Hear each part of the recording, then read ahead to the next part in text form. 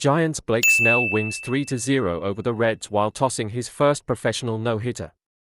Cincinnati, Ohio, AP. Blake Snell needed to get past power-hitting Reds shortstop Elly De La Cruz just one more to have a chance to pitch a no-hit game for the first time in his storied career. Cruz leaped for Snell's opening pitch, a fastball with a velocity of 97.8 miles per hour in the middle of the zone, and ripped it hard to the right center field gap. After being substituted for defensive purposes in the 8th inning, Giants right fielder Mike Yastrzemski raced it down and sprang to make the catch, preserving Snell's masterpiece and the team's 3-0 victory. The league's defending Cy Young Award winner, a lefty pitcher, age 31, was surrounded by his colleagues. In the majors this season, it was the third no-hitter. "You're so excited to make that throw in the last inning there when you're trying to throw it as hard as you can to the plate," Snell remarked. Extend the article's logo go on reading. He remarked, "I'm still kind of in shock. I must return home and give it time to settle in. I haven't given the game much thought." Snell, 1-3, threw 114 pitches, 78 of which were strikes, and struck out 10.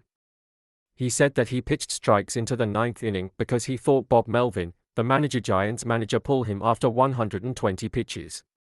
In his 202 major league starts, he had never sought the entire game. "I had it in my head that I needed to put it over the edge," he remarked. Before De La Cruz hit a pitch at the 11th, he needed 10 pitches to strike out Santiago Espinal and start Jonathan India on a comebacker. Melvin stated that if Snell had given up a hit in the 9th, he was prepared to replace him.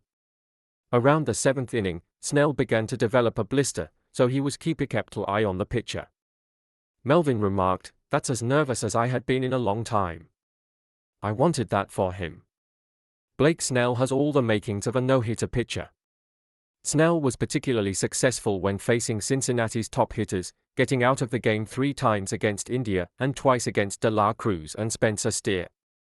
Snell pitched the third no-hitter in the majors this season and the 18th in Giants team history. On April 1st, Ronald Blanco of Houston pitched a no-hitter against Toronto. On July 25th, Dylan Cease of San Diego pitched a no-hitter against Washington. Pitcher Nick Martinez of the Reds, who spent last season playing with Snell in San Diego, stated, "I don't think it will be his only one. He had excellent control over the ball. All night long, it appeared that he didn't miss a beat. He possesses some electrical devices." On July 14th, Snell pitched 6 scoreless innings against Minnesota before Manuel Margot of the Twins hit to start the 7th inning. In his last appearance on July 27th, he gave up 2 hits across 6 innings while striking out 15.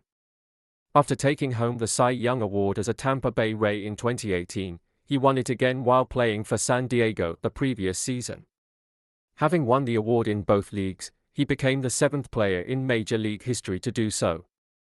Before the season, he inked a $62 million, 2-year contract with the Giants. According to the Elias Sports Bureau, Snell became the 5th Cy Young Award winner in history to throw a no-hitter, joining Jake Arrieta, 2016, Clayton Kershaw, 2014, Bob Gibson, 1971, and Sandy Koufax, 1964. On June 19, 2015, Chris Heston pitched the Giants' last no-hitter as San Francisco defeated the New York Mets 5-0. The Oakland A's' Mike Fiers last no-hit the Reds on May 17, 2019, in a 2-0 loss. In just 4 1/3 innings pitched on Friday, Reds starter Andrew Abbott gave up 2 runs and 7 hits. He had 8 strikeouts. See also, Blake Snell's extraordinary feat, career highs and no-hitter, SportsGrid. I won a game last night for Blake Snell, ends up throwing a no-hitter for the San Francisco Giants. In fact, he's now, according to Sarah Langs, the 3rd pitcher with 25-plus strikeouts, 2 or fewer hits, no runs allowed in a 2-outing span since 1901, joining Max Scherzer, who, by the way, just went on the injured list again yesterday, and Randy Johnson back in 2001. I think for George, for moments of Blake Snell's career, this is going to sound crazy.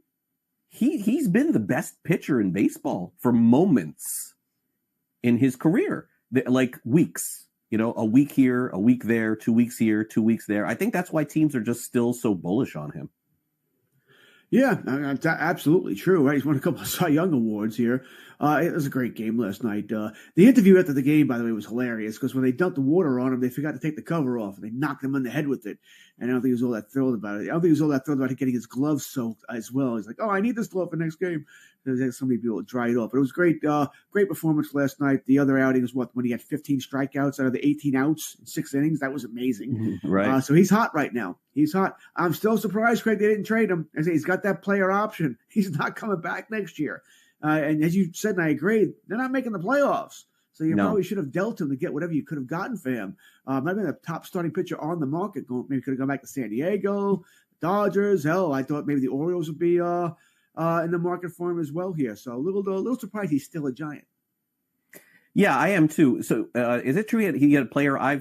For some reason, I'm not familiar with his contract. Did you say that it's a 1 year and then he can opt out, or does he have a multi-year? Oh, he does. Oh, he has a player option for, I think it's $30 million offhand, 30 or 31 million. He may have taken that though. He may have taken that. Maybe teams are afraid of that. I don't know. I don't know. A portion of what you're saying, I think George is correct. It's hard right now as teams don't know what their projected payroll is for next year to take on that kind of money right now. That's what I would say. I think that's part of it.